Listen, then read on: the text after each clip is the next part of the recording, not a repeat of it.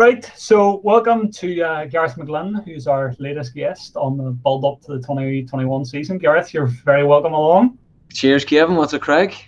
Not too much, not too much. I would ask you how you've been getting on for the last year, but same as everybody, doing not a lot, I would say. Head down. Not yeah. much happened, was there? But in terms of this time of the year, Gareth, I think I know the answer when I speak to most footballers, both current and past. Do you miss pre-season at this time of the year? I miss it all, Kevin.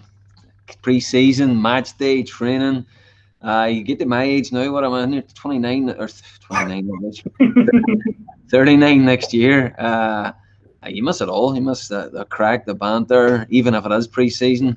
And you always say, "Oh, pre-season's a nightmare." But see, once you get in there, it's the first 2 weeks of pre-season's a disaster because you're constantly sore and trying to recover for sessions. And if you don't get injured in the first 2 weeks, you're home and dry. You've got the chances are you're going to get a good pre-season under your belt, and that's the foundation for the season. But pre-season's tough.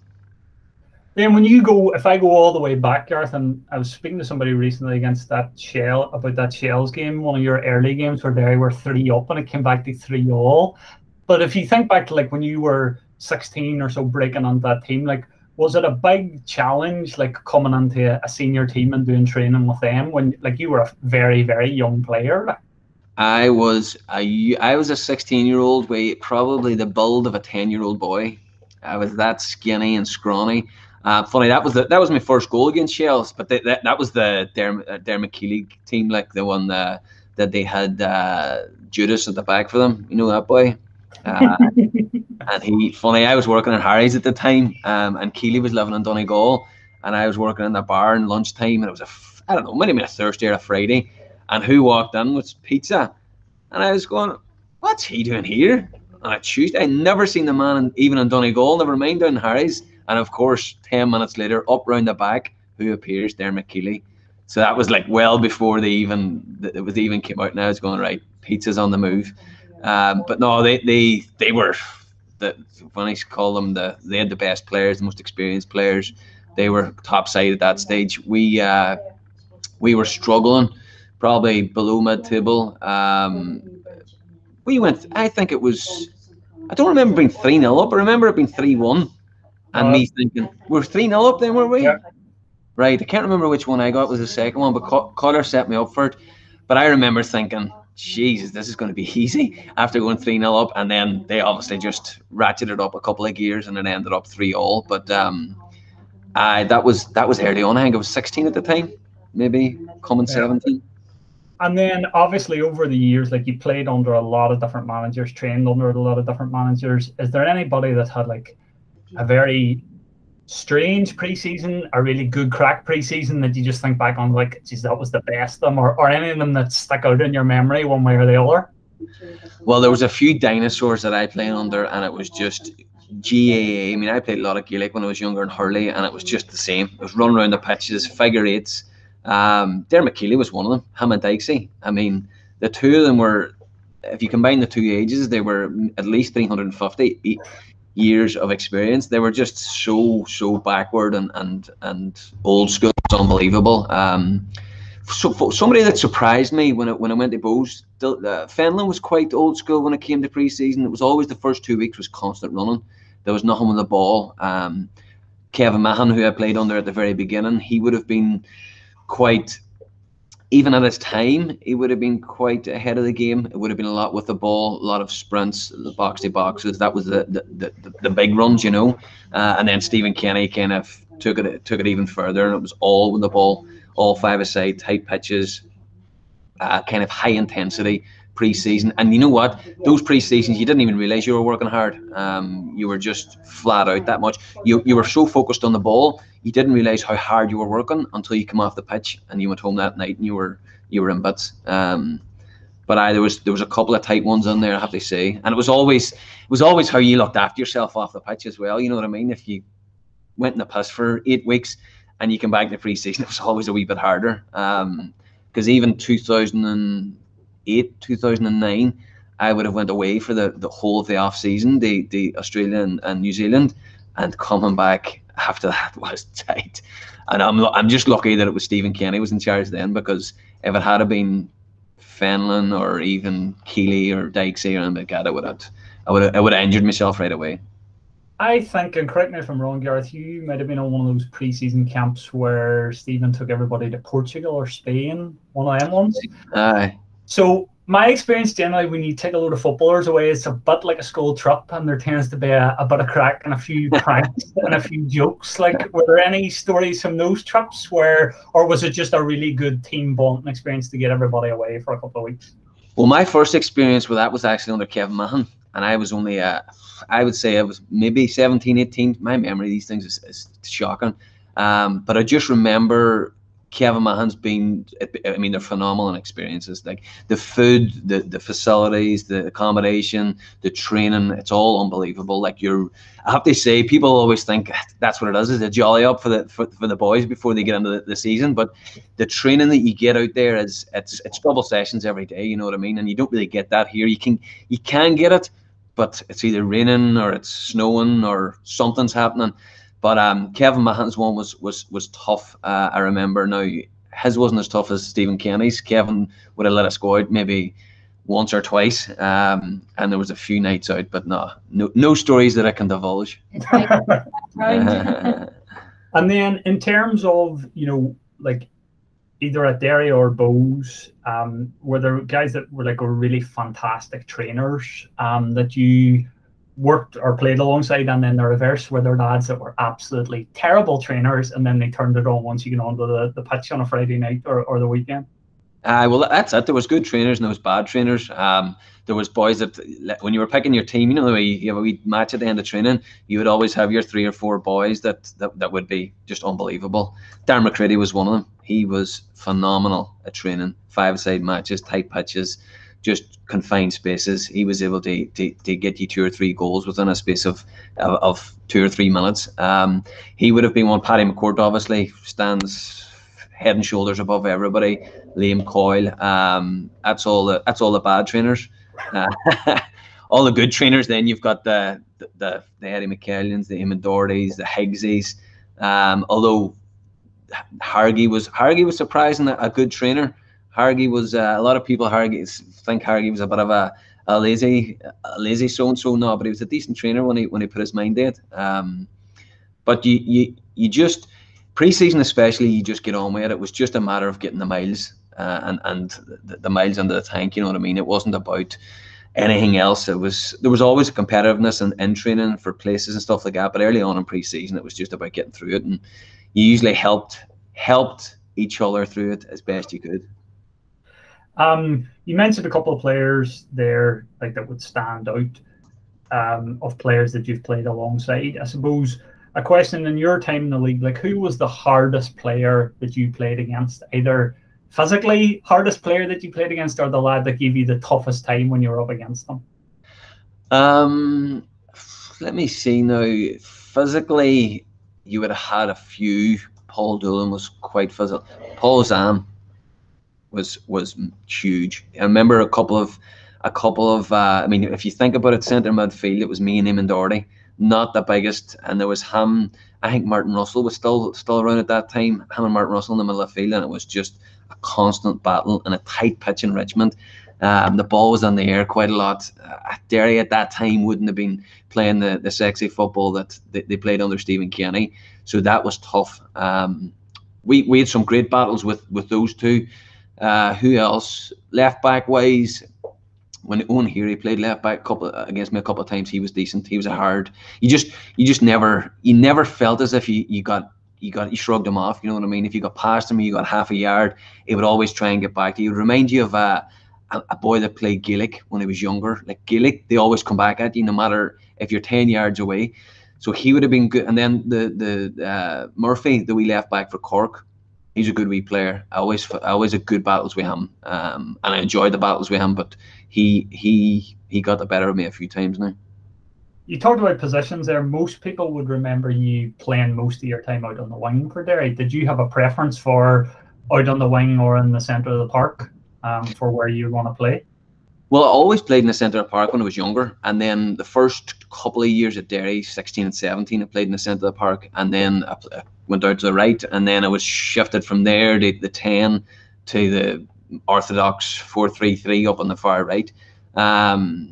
I always prefer to play in the middle. You know, I mean, I'm not suited to be a winger. Like I hadn't got any great salty skills or pace or anything like that. Like I would usually play with a wee bit of brains, or like I wasn't the most gifted player in the world. Like if you think about McCourt and McGinn and even Killian Brennan to a certain extent, like he would always have a trick and to be able to cross it. But I always like playing the 10 or the. I felt I played my best years, if you look back, would have been playing centre midfield, or the 10 with the Bows team in 2010. But I preferred them there. Like, but again, I actually used to enjoy playing the left, believe it or not, coming in on the right. I know it's quite common now, but back in the day, that was never really something that I think it was Kevin Mahan that kind of started that. He played me on the left, and I know Stephen Kenny actually tried to play me left back one day. Would you believe that? He played me left back in a friendly in the Brandywell. Jared Doherty was nets, and the ball came in, and whatever way I was completely lost, and the ball came in, and I just knocked it past Jared into the net right away. So he never put me back there, thank God. He never put you in that position again. You talked there about like you felt some of your best games were in the middle of the park. Is there a team, you know, a lot of people obviously look at 05 and 06 when Derry had great success, is like, but was there a team that you felt that you played your best in, or like was there a season that you really felt that was my standout year, or years, you know, you might have a couple that you feel are pretty close? Well, like for Derry, I mean, 2005, 2006. To be honest, I enjoyed them all. They were all great years. But that team, the thing about that team was the strength of the squad. I think more than anything, I think Stephen was quite vocal about he wanted 2 players for every position, and he did have that with that team, and that was the most enjoyable thing. Although it was quite competitive, it was enjoyable, and for a manager, that's probably the most difficult thing is keeping everybody happy. But you always felt a part of it, and that team was just, I mean, the journeys, the matches. There's so many to think of. That was just a great time to be a supporter, but also to be a player and to be a part of it. There was ups and downs as well. I mean, the team that beat Harps in the playoff, when Liam got the goal, the cup final in 2002, there was loads of great teams. It's hard to put your finger on it, you know what I mean? But they were all good memories, and some bad memories, but enjoyable as well. Was that tricky, like when you were going through and you were going to university and stuff at the time? And like I'm sure all university people are heading out during the week, and you're thinking, right, I'm on the bus to head to Waterford on a Friday night. Like, was that a lot of commitment at that stage to go through that? Well, the Students' Union missed me a couple of nights out of the week, and I could give that up. That was always my rule. Two days before a game, no messing. But no, I was to be honest with you, I was spending more time at the Brandywell than I was in Magee. To be honest, I mean, Magee would have been 16 hours a week. I would say I made 8 hours a week if I was lucky. There was a couple of great lads in the class that kind of kept me up to speed and would do kind of extra. There was a lot of cramming as well. But I don't think I ever, put it this way, I never missed a training session, and I missed plenty of Magee. You were talking there about the skill of a manager, keeping players happy and all those type of things. Did you have any scenarios where you took on to go and knock on Stephen's door as to where you weren't playing, or where you'd been dropped, or when you might get back into the team? Funny, there was a couple of instances, but I mean, that's the hardest thing about being a manager. I mean, now in my game in recruitment, keeping people happy and managing people's expectations is just a constant. But there was one instance where I think it was early on. It was in the Setanta Cup. We went to play Linfield, and we'd doing pre-season, and I'd done all right again. Scored a few goals in pre-season. Was feeling quite fit, no injuries, and he left me out of the team, and I was fuming. So, of course, I had got wind of it pretty early on, and before we went into the room to have a chat, I pulled him aside and I said, "Listen, I hear him not playing. Like, I says, completely disagree with this. I mean, I want you to tell me now, justified me, your team selection, and why I'm not there. Who's going to get you the goals?" I'd scored quite a few goals at pre-season, and it was one of the few times that I actually got a few goals. So I was feeling pretty happy, and I wasn't done. And it was very, very smart. He didn't confront me there and then, the two of them, because he knew I would blow a top. Well, I had blown a top, and if he started to go and blow at the top, I mean, the two of us just would have got into a massive row, and I would have probably left, or something would have happened. But he didn't say anything, and he took it on board. And he had a couple of nibbles back and tried to justify, and I went, I'm not having this, but let's go move on anyway. Back into the full meeting, and he just lit on everyone in the full meeting and said, listen, if nobody's unhappy, and of course I'm not going to react in the full meeting with all the players. So it was very, very good management when you, in hindsight. Now at the time, there was steam still coming out of my ears, but that was probably the only. In fairness, he never really dropped me or did anything like that again that I thought. And you always know as a player, you know if you're playing well, and you know if you're playing bad, and you need to be dropped, or you need to be kind of taken back a peg or two. But that was the one instance that I thought, nah, this doesn't add up. So I had a pop and got my rewards, but he never did it again, which was nice. Thinking about that, you were saying it was a great time to be a supporter, and even when he came back and they won the first division and stuff, and you did the season with Bows. So that 2005 year, I remember like the first game going to Drogheda and winning, and Murph got 2 that day. I think it was quite a bit into the season before supporters began to think like we have a chance here. As players, like, when did you guys begin to think like we do have a serious chance here? About 3 weeks into pre-season, when you look at all the players and you see them firsthand that Stephen had signed and had brought together, and then he signed a few more just before the start of the season, you were going, yeah, this is kind of shaping up to be something decent. And it was just pure competition. That's all it was. It was each other driving each other. Obviously, the manager was a great manager, Decky, phenomenal coach, was a coach there. I mean, it's one of those instances where everything kind of falls into place. But it was a competition to me that did it. And it was, again, Stephen's ability to pick players, gems out of nowhere. It was just, they were just coming from everywhere, and we were going, wow, these boys can play. So then that, obviously, they came in, raised the bar. We had to meet the bar and then just push each other constantly.